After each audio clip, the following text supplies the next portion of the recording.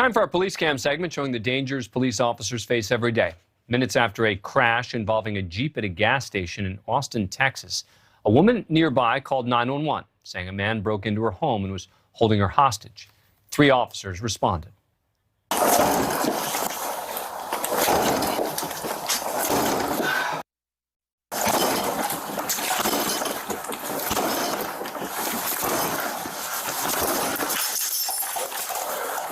Austin police!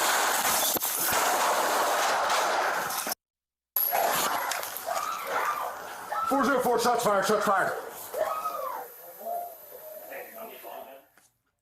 The shots missed the suspect, who threatened to kill the woman if police went any farther into the home.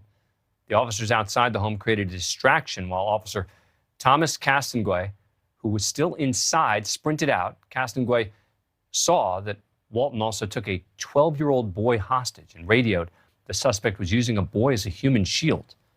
Walton then made a chilling 911 call himself. I am currently the suspect. I don't want to hurt this kid. Please tell Austin police to leave.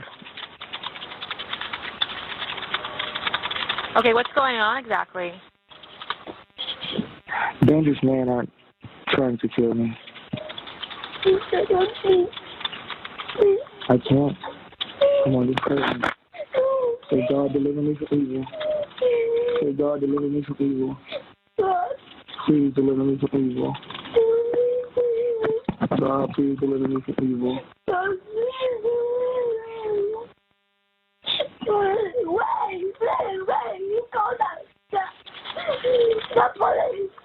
I've never killed anybody before, and I hope I never have to, okay? Jordan, are you still there? Yes, I'm still here now. Okay.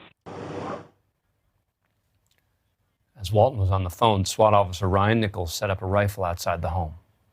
Movement, he's coming out. One hand up in the air. Got the kid. One hand is up in the air. He's down. Alpha 1, shot taken, suspect is down. Suspect was pronounced dead at the scene. The child and the woman taken hostage were brought to safety. The 12-year-old and 2 officers suffered minor injuries. Joining me now, Sean Sticks-Larkin, retired Tulsa police lieutenant, my former Live PD co-host. Sean, explain to us what happened there with the shot. It was a little hard to see because it was far away.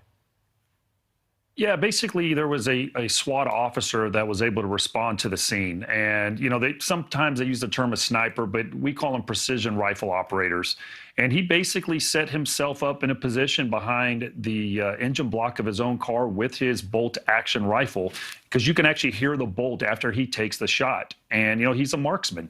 And based on the statements that the suspect was making to the dispatcher on the phone that we just heard right there, you know, and there's another one that he said was, you know, this is the only collateral that I have. And so these type of things that he's saying to the dispatcher, all the officers are getting this information, so they know how serious the situation is. And obviously, you want to try to end these things peacefully through negotiations. I think statistics show 85, 90% of them typically do. This was just one of those scenarios that unfortunately had to end the way that it did to ensure the safety of both the boy and the woman inside. Well, I have to tell you that if I had known what the outcome was, hearing that guy on the 911 call, I would have been very nervous. I mean, that sounds like the words of someone who is claiming he doesn't want to take a life but is about to. Yeah, exactly. And, you know, and it's his calmness. You know, I write notes down before we do this, and that's one of the things I wrote down were some of the quotes that he said, and I wrote down he's extremely calm. And again, the dispatchers, you know, they're the unsung heroes in the law enforcement profession. They have to stay calm talking to these people in these situations. They get critical bits of information to get it to the officers so they can do their job. You know, when I was on the SWAT team here in Tulsa, I had an eerily similar situation to this. We had a gentleman who had shot a woman numerous times. He shot at the first officers that arrived on scene, and I was the first guy through the door on the SWAT team, and we engaged in a gun battle with him as well. And he had 2 children hostage. So, you know, luckily ours actually ended up finishing peacefully through negotiations. But, you know, this guy was using this kid as a human shield. The statements that he made, the officer out there had no other choice but to do what he did. And very quickly, the fact that obviously there wasn't just a woman being held hostage, but a child ups the ante for everyone. Yeah, absolutely. Initially the woman is the person that called that just said someone has broken into her house. She's a Spanish-speaking woman. This is a true stranger hostage situation. And then when that kid gets added to it, it definitely changes things up. That's one of those ones I got to take a deep breath after watching it.